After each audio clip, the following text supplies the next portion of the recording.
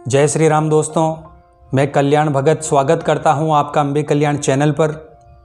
दोस्तों, साधना में जब कोई साधक भक्ति करता है तो बहुत सी ऐसी सूक्ष्म बातें होती है जो सत्संग से ही आपको पता चलती है, तभी आप आगे बढ़ते हैं।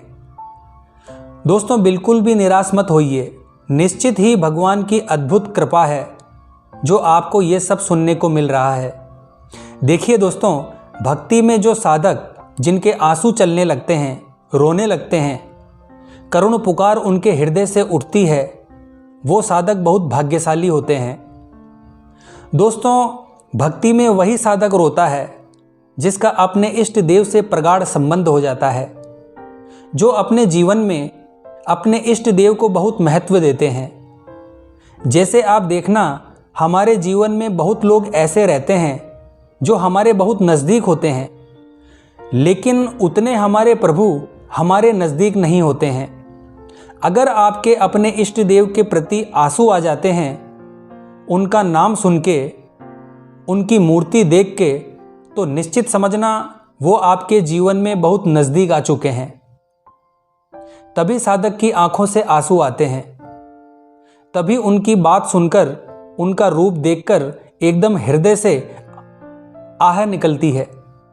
मैंने बहुत भक्तों को देखा है जो मथुरा या वृंदावन में अपने प्रभु की छवि देखकर एकदम रो पड़ते हैं, चीख पड़ते हैं, या काशी में जाकर भगवान भोलेनाथ को, उज्जैन में जाकर भगवान भोलेनाथ को देखकर एकदम चीख पड़ते हैं। ये सब क्या होता है? आपने कभी ध्यान दिया होगा, ये इसलिए होता है दोस्तों क्योंकि हम उनके ही अंश हैं। जिस प्रकार से एक चिंगारी अग्नि का ही अंश होती है, उसी प्रकार से हमारी आत्मा परमात्मा का ही एक अंश है। कई जन्मों से हम उनसे बिछुड़े हुए हैं। जैसे इस संसार में भी आप देखना, कोई दो प्रेमी जब बिछड़ जाते हैं तो आप देखना उसका नाम सुनते ही वो रोने लगता है। इसी प्रकार उसका ध्यान आते ही उसके आंसू बहने लगते हैं, उसकी बात सुनते ही वो रोने लगता है। ठीक इसी प्रकार ये होता है।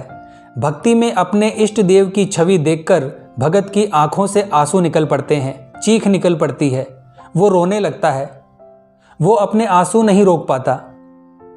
और दोस्तों, अगर आपके अंदर ये स्थिति आ गई है तो आप बहुत भाग्यशाली हैं। आप इसे छिपा लीजिए, क्योंकि यही आपको सिद्धावस्था की ओर ले जाती है। जैसे आप देखना, आप बहुत दिन से दुखी हो, संसार में आप देखना प्राय कोई न कोई कलेश, कोई न कोई आपदा, विपदा, कुछ न कुछ लगा ही रहता है।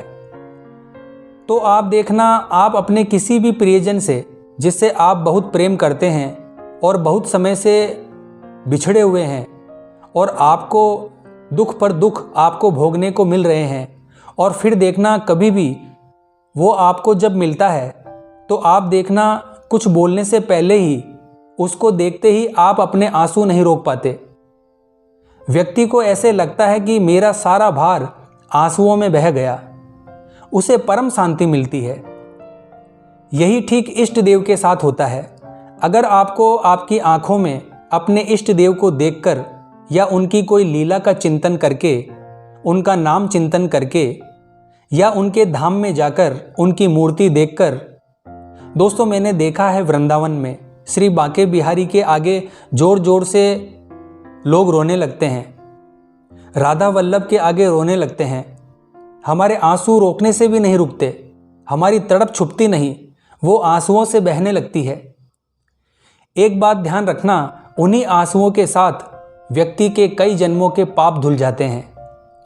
साधक जो भक्ति में, जो अपने इष्ट देव के प्रति रोता है, आंसू बहाता है, उनको पुकारता है रो रोकर, उसके सारे पाप बह जाते हैं उन आंसुओं में। जो बड़े बड़े पाप आपको इस शरीर से भोगने पड़ते, वो आंसुओं से धुल जाते हैं। सच बता रहा हूं दोस्तों मैं आपको, ऐसा ही होता है, क्योंकि आपके ऊपर भगवान की कृपा होती है।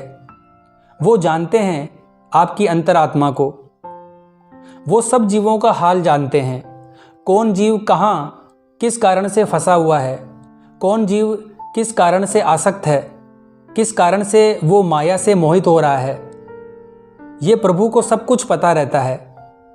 हर जीव का बायोडेटा उनके पास है। दोस्तों, आपको चिंता बिल्कुल नहीं करनी है। आपको बस उनके पथ पर चलना है और उनका नाम ले लेकर उनको पुकारना है। नाम जपने का मतलब होता है दोस्तों ईश्वर को पुकारना, कि आप हर नाम में अपने प्रभु को पुकार रहे हो। और अगर आप पुकार रहे हो तो क्या वो सुन नहीं रहे? बिल्कुल सुन रहे हैं दोस्तों। अपना नाम कानों से सुनते ही उनके कान खड़े हो जाते हैं। कोई भी हो, हमारे प्रभु जो सभी जगह व्याप्त है, कोई भी आपके इष्ट देव हो जो हर जगह व्याप्त है, कण कण में व्याप्त है, वो एक नाम आपका सुन रहे हैं। जैसे यहाँ किसी व्यक्ति को नाम लेकर हम बुलाते हैं तो वो व्यक्ति देखने लगता है, वो मुड़ मुड़ के देखने लगता है। कितना भी व्यस्त हो वो आपकी तरफ मुड़कर देखेगा। जो ही आप उसका नाम लेंगे त्यों ही वो पलट के देखेगा। ऐसे ही जब आप अपने इष्ट देव का नाम जपते हैं, नाम लेते हैं, तो वो बार बार आपको देख रहे होते हैं। लेकिन हम उस चीज़ को नहीं देख पा रहे। क्यों नहीं देख पा रहे? यही तो माया का पर्दा है। ये कहीं बाहर नहीं, हमारे इसी अंतःकरण पर पड़ा हुआ है। ये मलिन होता है और जब साधना और प्रभु भक्ति से जब ये शुद्ध हो जाता है तो हमें सभी चीज़ों का आभास होने लगता है, अनुभव होने लगता है। सूक्ष्म शरीर, कारण शरीर, स्थूल शरीर, यही पर्दा है। और जैसे ही ये निर्मल और स्वच्छ होता है हमें आर पार दिखने लग जाता है। इसीलिए साधना में लगे रहिए। एक एक क्षण बहुत मूल्यवान है। आप मेरी बात पर विश्वास कीजिए दोस्तों, और भगवान पर श्रद्धा विश्वास करके आप उनका नाम आरंभ कर दें। विश्वास ही भक्ति की आंखें हैं। बहुत लोग इसे अंधविश्वास कह देते हैं, ऐसा बिल्कुल नहीं है। भगवान किसी का भी विश्वास नहीं तोड़ते और प्रभु को पाने के लिए अंधा होना ही पड़ता है। भगवान सिर्फ विश्वास और श्रद्धा को ही देखते हैं, आपके भाव को देखते हैं।